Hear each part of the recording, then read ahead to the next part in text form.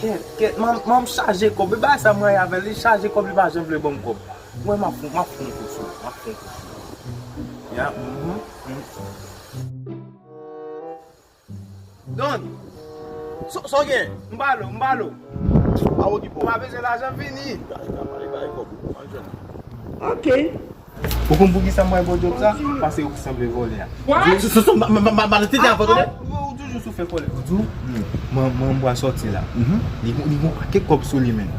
Apwa li ge $500. A $500 di yo sorti. Ou kon sorti. Mwen vole kob la. Na fe 50-50 pase mwen mba jen vle bon kob nan papa. Ok, sa yon ap devole. Mba vole, ou vole ya. Mba devole. Ou vole ya. Mali, mwen sorti la tade la. Ape kontrole. Oui, depo yon sorti nek fe sa. Ok. Maman, ou te sorti a kob la? Mè, mde sorti a kob la. No problem. Bon tou sak sou. Bon tou sak sou. Mba yon kob sou mwen nou, piti kato, mba yon kob sou mwen nou. Ou son di mou gen kob tou pa yon kob? E $500 son di gen yon?